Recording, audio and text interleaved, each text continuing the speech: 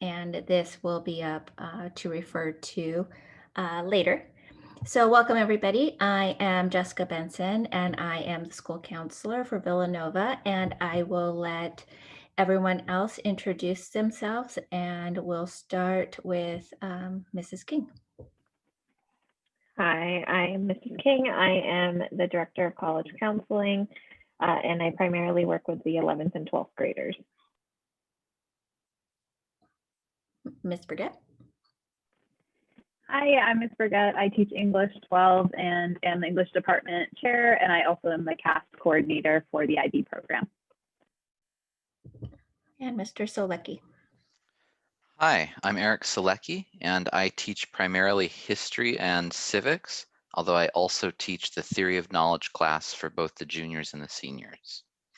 Great, thank you for being here this evening. I greatly appreciate your help. If either one of you have experience as an extended essay mentor, that would be helpful. If not, that's okay. But if there's questions about extended essay, that would be helpful. I'll give information of what I know and what I talk about with students when we talk about the CAS IB Diploma program. Okay, so again, welcome parents and students this evening. And this evening is designed for freshmen and sophomore students who are deciding whether or not they want to participate in the International Baccalaureate program, diploma program, or if they want to take IB courses. Tonight's I'm going to give a general overview of what the diploma program looks like, as well as what I know about the extended essay. So here I go. Okay, so the diploma program happens in junior and senior years. Those are the soonest students can take IB courses. They are advanced courses, much like AP, if you are more familiar with that. However, the difference between the two is more striking. So with the IB program, I would say that, and correct me if I'm wrong, IB teachers. So with the IB program, I would say that the curriculum dives deep into content. So if you think about IB, you're going into depth of knowledge. If you think about AP, you're thinking about, the content that you need to memorize. So it's more about how much content you're getting through. So I think that's the difference between the two that I would say. And for the IB Diploma program, students take 6 courses during the school day. And those courses are 3 higher level courses in subject areas where I would say students feel most confident. And they would also take 3 standard level courses as well. So standard level doesn't mean easier, and I tell this to students all of the time. Standard level and higher level, the difference between really is the number of hours that are required for teaching. So even though all of our courses are taught over 2 years,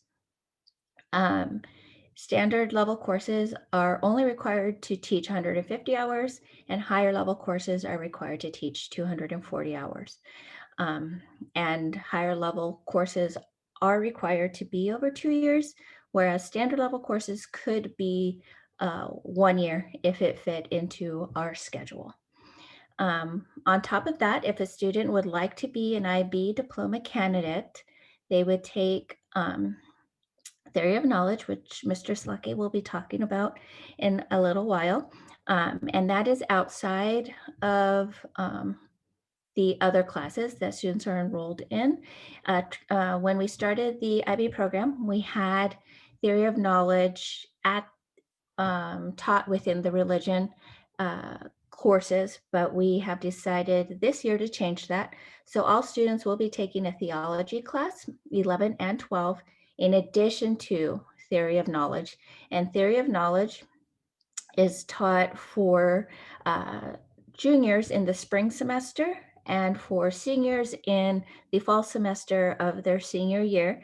That is the recommended timeline that the International Baccalaureate recommends to students. Oh, great. I'm glad you're here, Mr. Roney. I was giving information about an IB Diploma program. Okay, so students take theory of knowledge. They will also take or do CAS, which is creativity, activity, service. And these are experiences that students have also done outside of the regular school day. And Ms. Brigette will talk about that more. And the final requirement is an extended essay. And the extended essay is a 4,000 word research paper that students write, and they have a mentor on campus. Hopefully, but doesn't have to be, someone who has some knowledge in the area that they are researching. And these are topics that students choose. So the idea is that students are interested in the topic that they're researching and writing about. That way they are excited to write. And Mr. Roney, I hope can talk a little bit more about Sure. the Yeah, I extent. apologize for that. There's some technical issues with my internet access here. So I'm going to just share a couple slides with you all. Hopefully you guys can see my screen. Yes.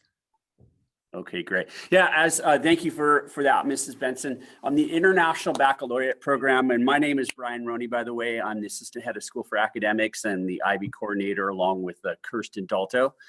And so just a little bit, obviously a little background about our program. It started in 2015. We became an IB World School with our first cohort of testers starting in 2017. So we've had about 3 or 4 cohorts of test takers thus far. And the IB program is our international framework of curriculum, much like the advanced placement program we offer for our junior and senior students here at Villanova. The main focus that we hope our students get out of the program, and that is really kind of the center of what we teach in all of our classes, is what we call the approach to learning. This involves our critical thinking and writing skills, our communication skills, which encompass, when we talk about 21st century skills, communication skills, learning how to reach out to our faculty members, our teachers, working with our peers, working on our collaborative skills with our small group instruction, and or could be anything like a club, or it could be with your CAS coordinator or any of the other coordinators on campus. I find number 4, self-management skills, some of the more important skills that come out beyond just the academic skills, and that is the ability for the student to learn how to manage their time, to regulate the use of social media, for example, and learning how to use a planner, learning how to set aside time for studying. And as Mrs. Benson mentioned earlier about the extended essay, learning how to allot that time and literally just sit down and start the writing process. And beyond that is the research skills that the students attain as they finish the program, and that is for what we call the EE, the extended essay. And then for each course, they have what we call an internal assessment, which is their historical or their investigation for that curriculum. In the IB program, we have 2 different options. Students can take individual courses. They're known as certificate courses, and they're allowed to take up to 4 or 5 courses. We recommend that if a student is going to be a non-diploma doing the full diploma, recommend that they don't take any more than 4 IB courses, because they are they're very rigorous.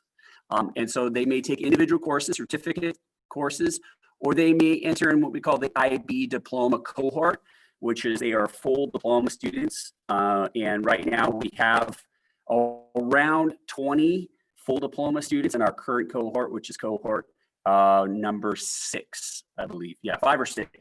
And on average, we get anywhere from 15 to 25 full diploma students out of a student body of juniors and seniors. The requirement for the full diploma program is that the students would take 3 HL courses, which are high-level courses. These are instructional hours of 240 hours, and they are 2-year courses. And then they would take also 3 SL courses, standard level courses with an hour of 150 instructional minutes. Nonetheless, high level and SL standard level courses are both 2-year courses. It is the number of mandated instructional hours. So once the students complete those 6 HLSL courses, they are also responsible for completing what we call the core. And the core allots them an additional 3 points, a possibility of 3 points to obtain towards the diploma. That encompasses the CAS, which Ms. Burgett will talk about, the extended essay, which I'll kind of cover, and then the theory of knowledge, which Mr. Selecki will talk about.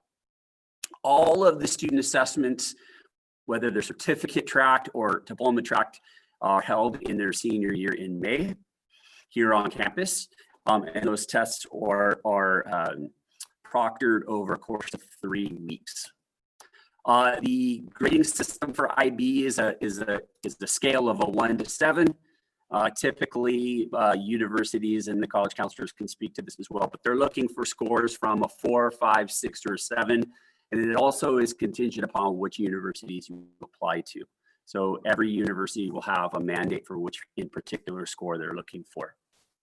A minimum score of a 24 out of a possible 45 points is required for the IB diploma. On average, a 24 is the minimum score to achieve the diploma, but we see scores in anywhere from 27 into, I believe the highest we've received is a 38, 37 or 38. Maybe 40, yeah. Okay. So again, the diploma core program, which we'll speak to, is an additional 3 points. And when we mention the word core, there's a lot of vocabulary in the IB, but it consists of the theory of knowledge, the extended essay, and CAS. So I guess what I'll do is I'll go ahead and speak to the extended essay. And the extended essay, since I've done it before, is it is an extended essay of 4,000 words that the student, as they are a full diploma candidate, will partake in, and they can choose and pick any of the 6 core subject areas that they would like to write their paper. And so this essay is we start the process at the middle point of their junior year, of their beginning of their junior year, and their first draft is due to beginning midway to their senior year. They will have a teacher, faculty member, supervisor, mentor that will guide them through the process. In the past, I've served as a supervisor or mentor for students in the field of individuals and societies, which we call history, more or less. And so my role would be to help support those students, guide them through the research and the writing process. And when they take the extended essay and they complete it, it is, again, over the course of about 1.5 years or so. It is a heavy emphasis on research, on critical writing, and formal writing. So it is very high level undergraduate research. And again, when the students, the number one thing we find is that when students come back after completing the full diploma is that they have experienced this already, so that the skills that they partake in really help to transfer into the university setting. So that is the extended essay, and which is again part of the core. I will come back to my other part of my presentation at the conclusion, but I think maybe right now, if we would maybe transition into the other part of this, which is called the theory of knowledge, and I'll turn that over to Mr. Selecki. Okay. Theory of Knowledge is a 100-hour program that juniors and seniors alike take.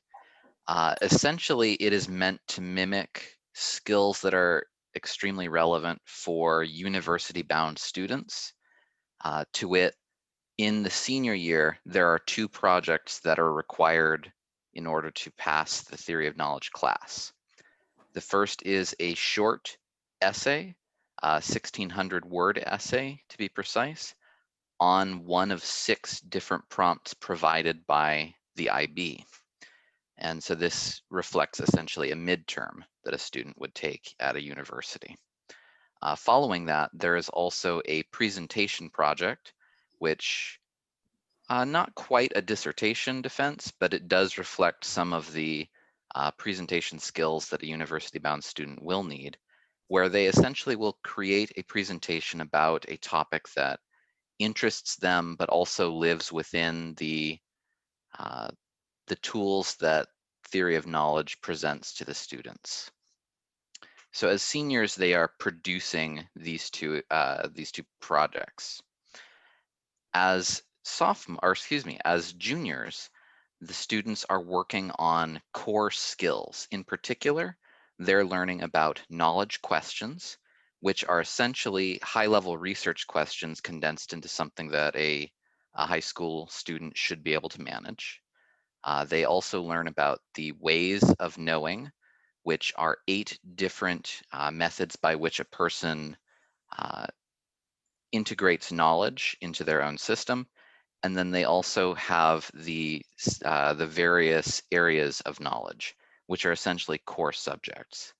So as at the junior level, they're learning skills. At the senior level, they are effectively showing that they have learned these skills.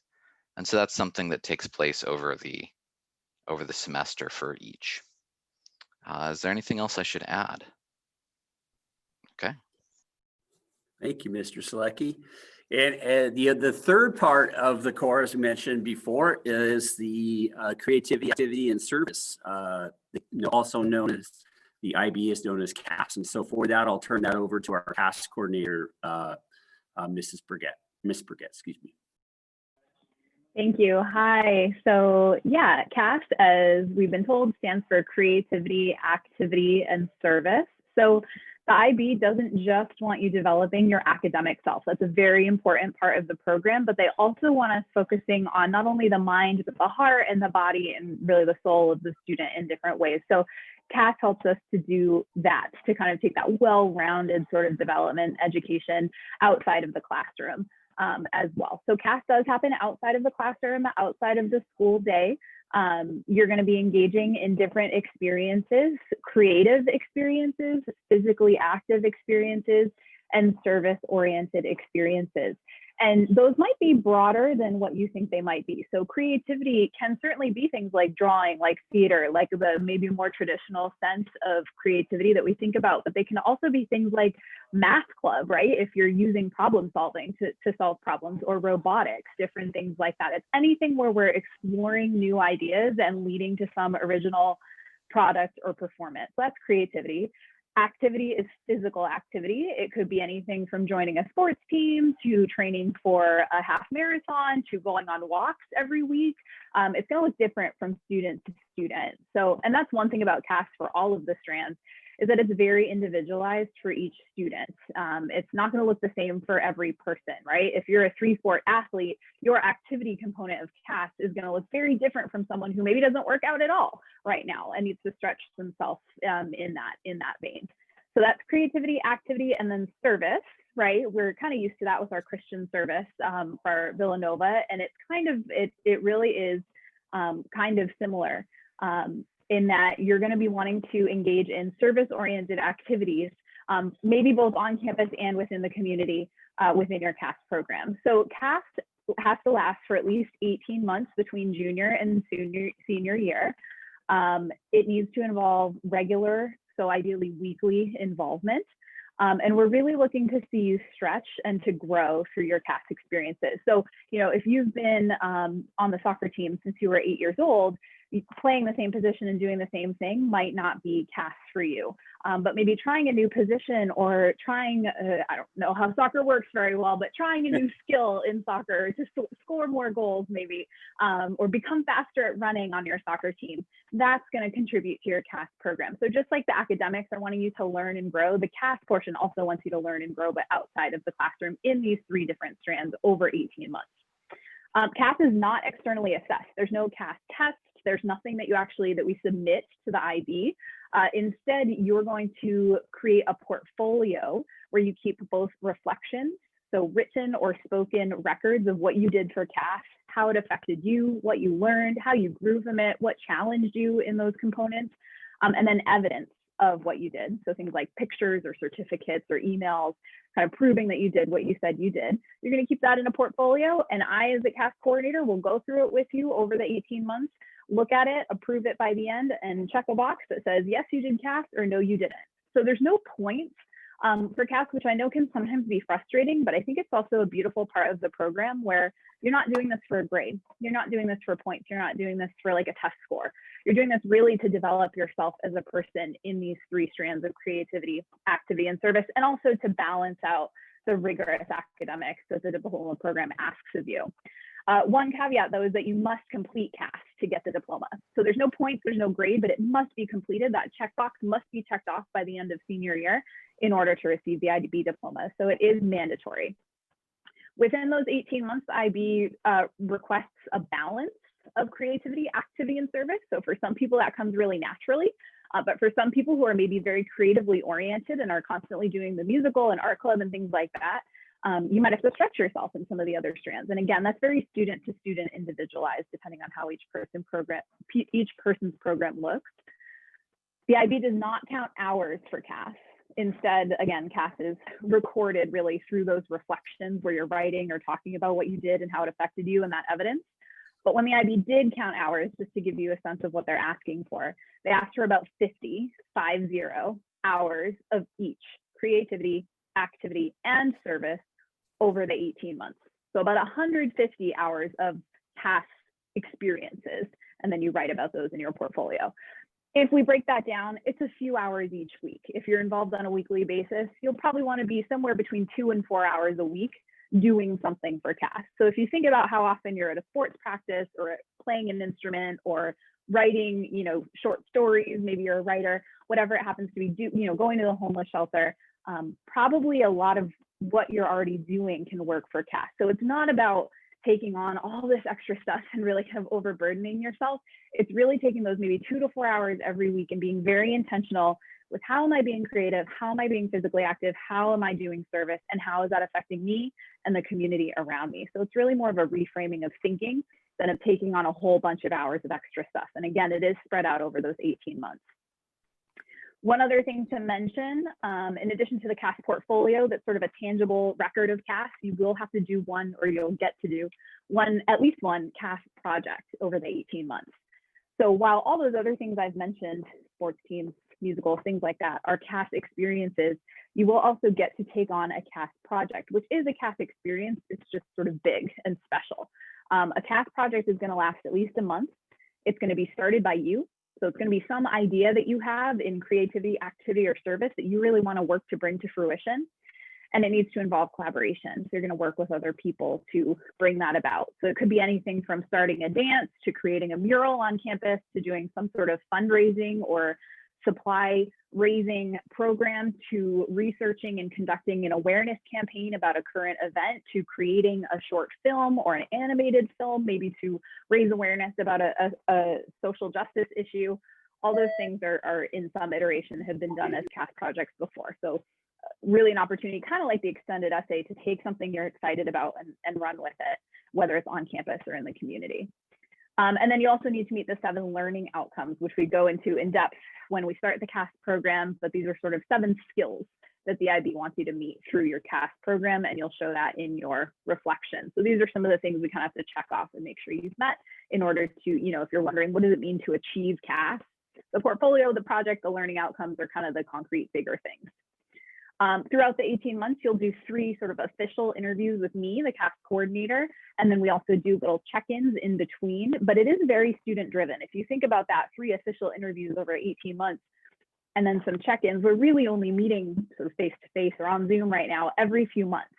So CAS does have to be something you're excited about, something you're dedicated to, something you're willing to spend time on, both doing your experiences, but then also recording them in your portfolio, because I'm not here checking on you week to week. Nobody's here checking on you week to week saying, hey, did you exercise this week? Did you do service this month? It's really on you to kind of keep up with that and check in when the time comes. But if you really kind of take the opportunity to engage and like Ms. Benson was saying with the extended essay, choose to do things that you're excited about and that you really want to challenge yourself with. I know I'm biased, but I think CAS might be the best part of the IB program. Definitely one of the best parts of the IB program, depending on how you approach it. That was a lot of information. I'm happy to take questions when we get there, but that's CAS. I did have a question come up. I'm sorry, Mr. Roney. Sure, go ahead. Come up in the Q&A, and I just want to address it real quick. So the theory of knowledge is not a full year in both junior and senior years. It is one semester, spring semester of junior year, and one semester, fall semester of senior year. That's the way the course runs. Okay. So and we'll take more questions as we move along here throughout the evening. But that is the experience for the core. Some of the 6 different subject areas that I mentioned in the IB program, once again, students have to take 3 high-level courses and 3 standard-level courses from the 6 different disciplines. So the first one is what we call Studies in Language and Literature, Language Acquisition, Individual Societies. Both Mr. Selecki and I teach IB History HL, and I teach a couple sections of SL as well, because it is a combo course. And then the sciences, mathematics, and the arts. And as we move throughout this week, if any of those interest you, we will be speaking to those as we move through Tuesday, Wednesday, and Thursday evening. Just as we always do, we're very proud of our students. And just some, as we've gone through, we are currently, just so everybody knows, we're in our first cycle of evaluation as an IB World School. So we are completing our accreditation and our self-assessment evaluation, which is due in June. It's a 1-year process for discovery process for a school to go back and evaluate the IB program and to work to learn where we need to improve, but also to learn to grow as a school in our program. So we're very proud of that process. With some notable alumni who've received the diploma in the past. This is Emily Vargas. It was Jessica. It was 2018, 2000. Yeah, maybe 2000. Yeah, 2018. She received the diploma, and she entered as a student at University of California, Los Angeles. So that's Emily Vargas. This is Elizabeth Spiller, who also received the, and by the way, she transferred into Villanova as a junior from another school in Ojai, and immediately, we'll wait for these announcements. We have the loudspeaker going, excuse me. So Elizabeth Spiller transferred in as junior and immediately immersed herself into the full diploma program, completed it in the 2 years, and she entered in at Occidental College. Meghan Kaiser, so she was the recipient of the Villanova Scholarship Award. She received a full ride to Villanova University, a full 4-year tuition to Villanova University, and she is in the accelerated nursing program.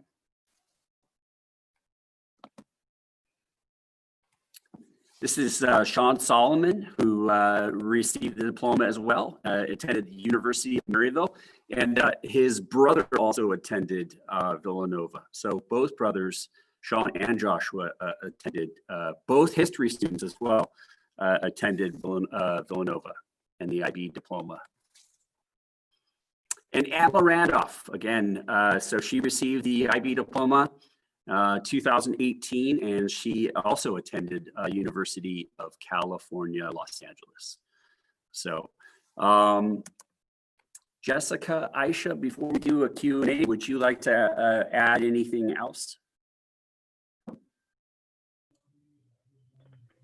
I think everything has been well covered. Thank you. But Ms. King, probably, I don't know if you have something you want to say.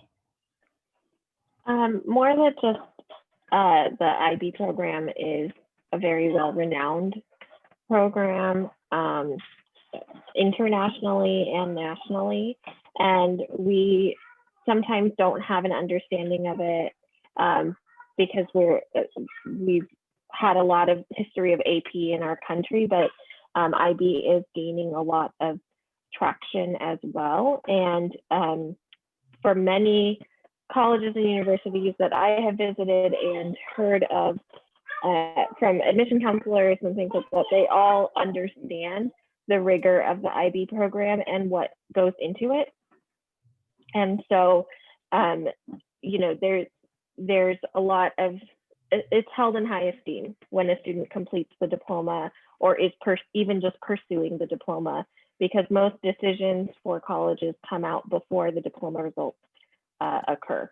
So it definitely is a college preparatory program in the truest sense, in all the ways that we try to address the IB learner profile and the even CAS and TOK. It really does set up students in a way that I haven't necessarily seen been done with other curriculum out there. So I just wanted to put that in there. Thank you very much. And there is one question that I wanted to have answered, and please ask more questions if you have them. Around how many hours of homework per night for the full IB diploma would you say? Well, I would say, and you know, it is very contingent upon the course. But for example, and I'm speaking particularly from IB history, a surefire way to not do well, and I would say this is across the board, I guess, is to not do the reading. But we know that for history, that is essential as the foundation of the story. And so for me, I prefer that my students focus in more on the reading to understand the chronology of the story. So what I do is tend to give my assignments out the week prior to the due date so that students have time to manage, much like a college or university, to manage and to space out. And one of the core assets of the program is that time management skill. So it really depends, it's trivial, it depends on the course. But I would say for IB history, if I had to put a number out there, it would be anywhere from maybe 2 to 3 hours a week. And that is mostly in the reading. The other part of that is a heavy emphasis on critical writing skills, because 100% of the assessment is on that writing for the assessments, which are in the senior year. So really it just depends on the courses that the student would select. Elise or Ms. Burgett, would you want to answer that in terms of language and literature? Yeah, so I have the English component of the IB program with Mrs. Catherine Kistler, and I would say about the same thing, at least for senior year. I think 2 to 3 hours a week, most weeks, is a good estimate. And it, you know, depending on what we're doing, or like right now, my HL students are working on an HL essay, which is an extra assessment that HL has on, you know, the SL doesn't need to contend with. So, which is, you know, one of the differences in the courses. And so they have a little extra work these next few weeks than, you know, the SL class or than HL is used to during the rest of the year, because we're also moving on with our units. So senior spring tends to get a little heavier with the homework, with the IAs and all the different assessments that they're doing. But I think most weeks, 2 to 3 hours a week broken up over the 5 days is a pretty good estimate for English as well. So to me, it sounds like the IB Diploma program and those students who want to be candidates, it is going to be your part-time job. You're going to work 18 to 20 hours a week solely on homework. So think about it that way. So the time that you would maybe put into a part-time job, you would schedule that time to complete your homework. And I would add to that, if I could. Oh, excuse me, Aisha. I would just add to that you know, really a couple traits that a successful IB student would have would be, number one, focused time management skills, which we really work on. The ability to manage the time, to prioritize, to set a schedule for your week, and to see that in a fashion.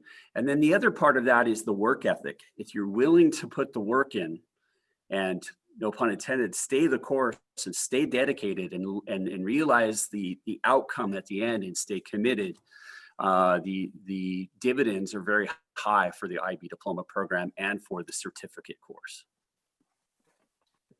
Wait, I Ms. just want- Harani, can you? Sorry, I was just going to ask about clarifying about the IAs and what that means in contributing to the score and things like that. Sure, yeah, the internal assessment, the IA, that is it's an assignment, it's an investigation, and it could be an experiment depending on the course. And that is an assignment that is usually due their senior year for each of one of the 6 core subjects.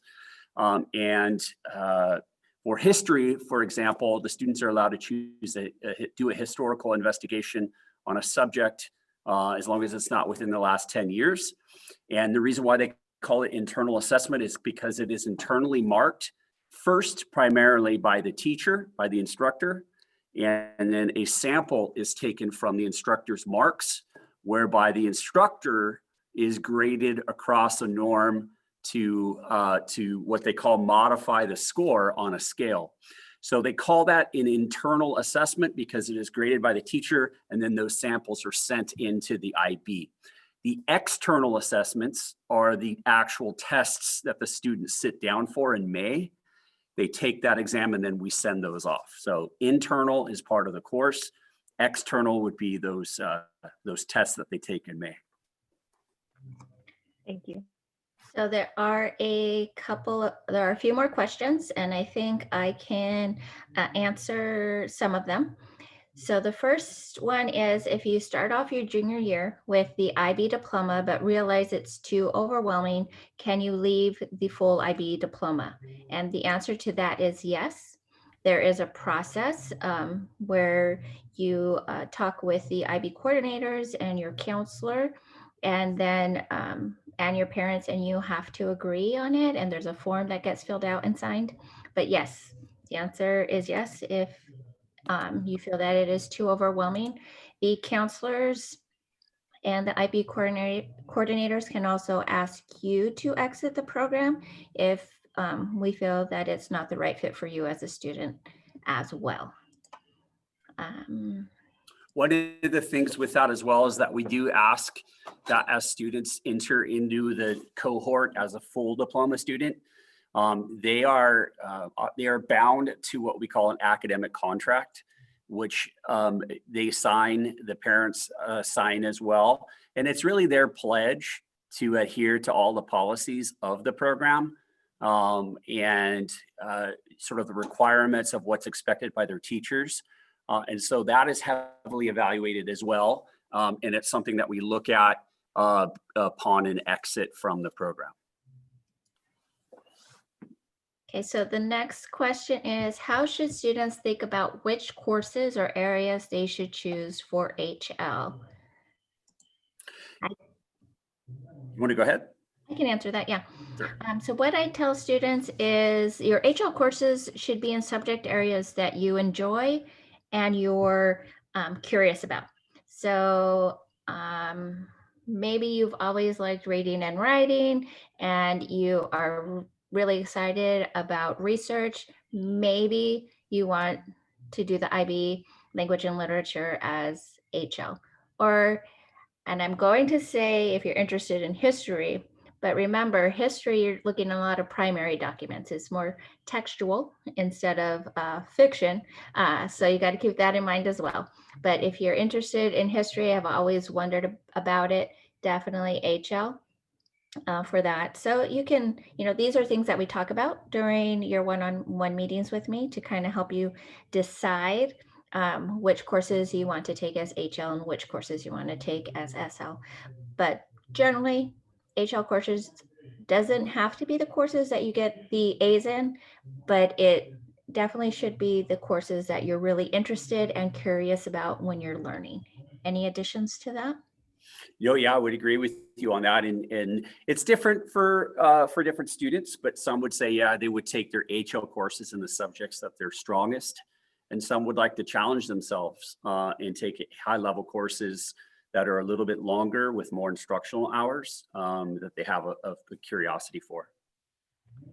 I would also say to take advantage of this week of hearing from the teachers specifically who are teaching these courses, what they understand to be the key differences between the SL and the HL curriculum for you, and decide. In some cases, the SL and the HL are pretty close, and if you're doing really well and you know, and your teacher suggests it, or you may want to ask your teacher, where do you think I should focus in on for my HLs, or do you think I should take HL for Spanish, for example?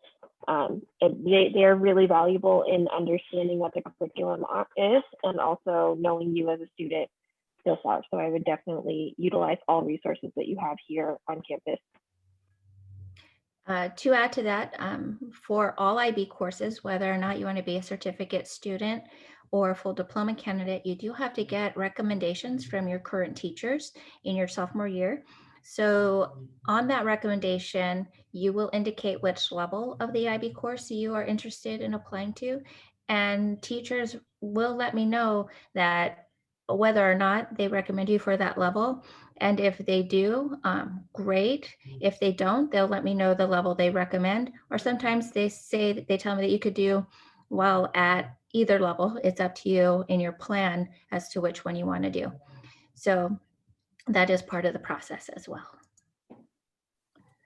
So the next question is, as a freshman and or sophomore, are there decisions to be made early in terms of course selection to prepare for the IB?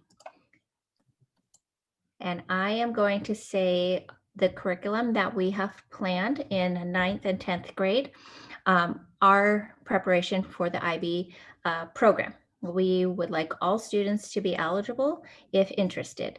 The one caveat to that is there are prerequisites specifically for IB art in the sophomore year that you should take art and Western culture if you want to be in the IB art HL course. But other than that, there aren't any prerequisite courses.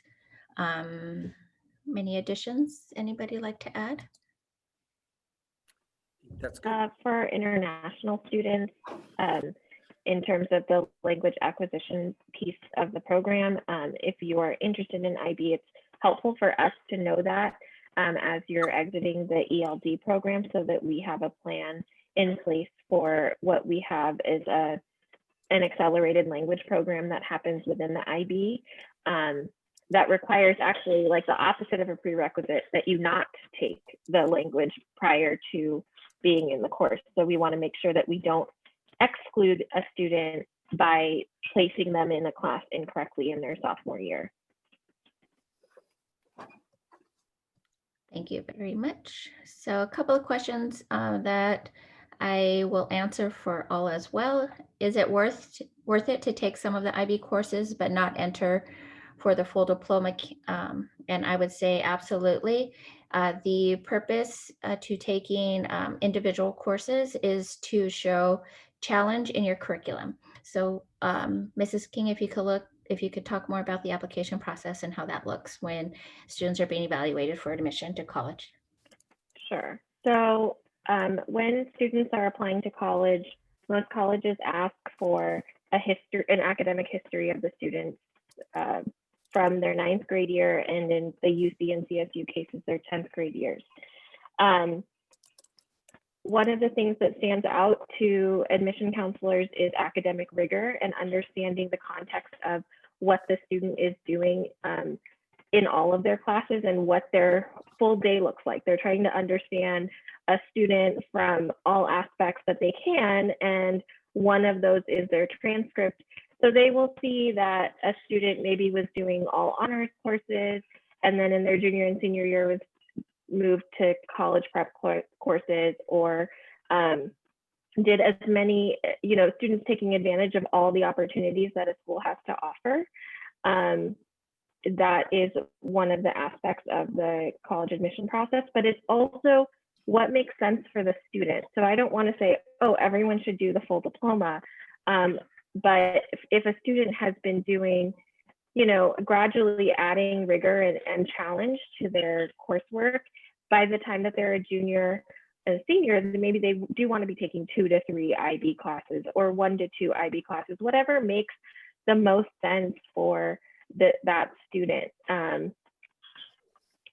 you know, if a student was getting all A's in their sophomore year and then all of a sudden just dropped to taking only, you know, college prep or only 2 to 3 classes, then you'd say, why aren't they challenging themselves to take 3 to 5, or, you know, so it all is contextualized per student, and it's really individualized, but it's also, they have to figure out some kind of understanding of what are students from Villanova coming to us with, and what do we know of a Villanova student and what their opportunities are. Is this student meeting their full potential within the context of the school that they're attending? I hope I didn't make that too confusing or convoluted, but essentially it would be great if all of our students were taking at least one IB course, because we have prepared all of our students for that process, and we have seen, you know, students be very successful in these classes, and, you know, even changing the diploma halfway through, that means that wasn't working for that student, and that student had the self-awareness to remove themselves from a situation that was potentially, you know, harmful for them. And those are things that we as the college counseling team help students explain to colleges and anything like that. So we haven't had that happen too often, but I just want to say that at every point of every step of the way, we as the college counseling team are here with you to help you make those decisions and understand what you are getting yourself into or getting yourself out of, depending on what's happening. Thank you very much.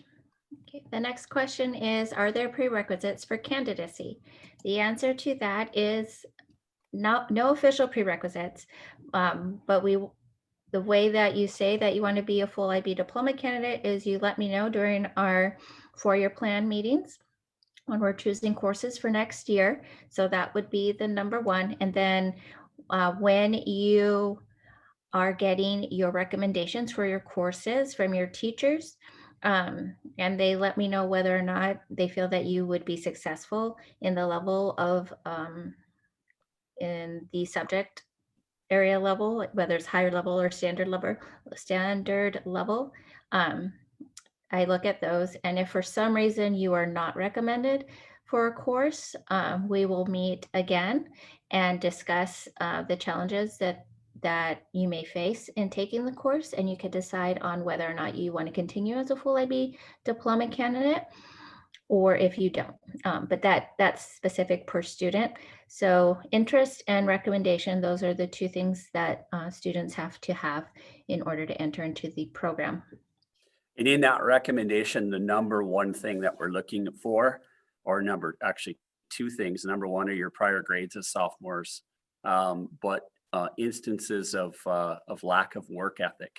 Because as I've mentioned before, if you're willing to put the work in, the IB program, the IB full diploma program is achievable. It is a very doable program, but it does require, it is the highest level of academic programs that we offer at Villanova. And so it takes a great level of commitment and dedication to the program. So those are some of the key things that we're looking for in that recommendation from teachers. A couple of other quick questions. Is there IB Theology? The answer is no, we don't offer an IB Theology. Although you will see there's an IB World Religion course, but that's not one that we offer. So no, as the short answer. How is GPA calculated for the IB HLSL courses? So GPA is calculated much like other advanced courses, whether it's honors or AP. If you receive an A in an IB course, it is worth 5 points. A B is worth 4 points, and a C is worth 3 points. A D or F is not passing, so they do not receive extra points.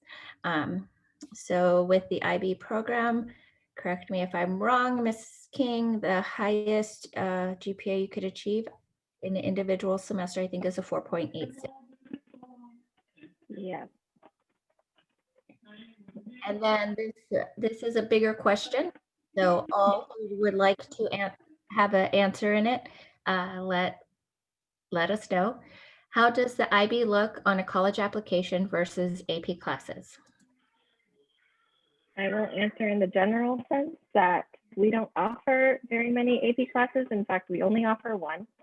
And so they look very highly for a student here on our campus because most students at the college application level are only judged against the group of students coming from the high school that they are part of a cohort with. So because we offer IB classes, they understand that to be the most rigorous classes that we offer, just like at another high school, if they only offered AP and not IB, AP would be the highest rigor that they offer, and that's what they would look at. They don't typically compare, oh, a student from this school and a student from this school, AP and IB, what's better. That doesn't usually happen. So in terms of esteem for like the actual college preparation, I have my bias that IB does prepare a student better for the actual college, like actual time in college. They're more ready to write, they're more ready to respond quickly, they already have the experience of a research paper under their belt. And even just within the classes, my friend, the other day went to an IB and AP high school, and she said that the AP classes were easier, but she didn't pass the exams, but the IB classes were harder, and she found the exams to be easy, and she got the 5s, 6s, and 7s that were required to get credit for college. So, you know, in terms of preparation and actually learning, I feel that the IB is much more successful in that. And remember, both are college level courses, which is why colleges do offer the opportunity to earn credit for courses when you apply. And those are all the questions that came up. If you have any more, we'll be here to answer them. We have 6 more minutes. Not that we need to be here for the 6 more minutes. You can go unless there's other questions out there. We'll wait. Thank you, everybody. Thanks for your time, everybody. Again, if you have any further questions, feel free to reach out to any one of us. And also remember that Kirsten Dalto, Mrs. Dalto, is also the other co-IB coordinator. So should you have any questions, you can also reach out to her. So thank you, guys.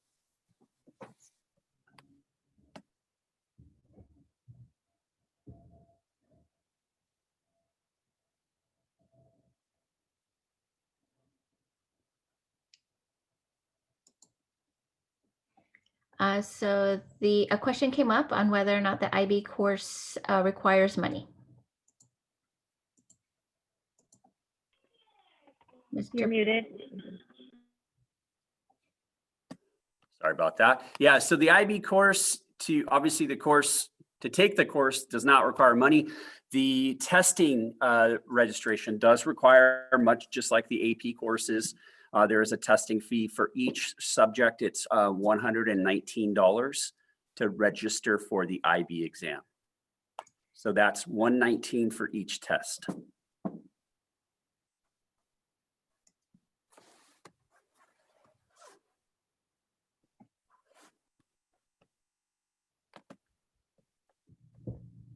Let's see, did we have any other questions? I don't see any other questions.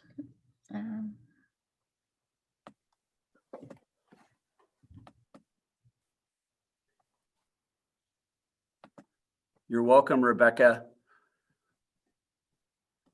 I also want to thank Ms. Burgett, the CAS coordinator, Mr. Selecki, Mrs. King, and Mrs. Benson for their time for putting this on. And like I said before, and our counselors have said before, we have a lot more information coming for each of the 6 subject areas tomorrow, Wednesday, and Thursday night. So if you're curious about whether it being 1 course, 2 courses, or you're interested in the diploma, I would encourage you to attend those. And we'll have department chairs and those teachers which that can speak to those courses. And you'll be fortunate enough to see Mr. Selecki and myself tomorrow to talk about history. And So. to talk about English. Oh, that's right. Yeah, I'm sorry. Yeah, and we'll talk about language and lit. So thank you, guys. Okay, we have 3 more minutes. If there are any last minute questions, please let us know.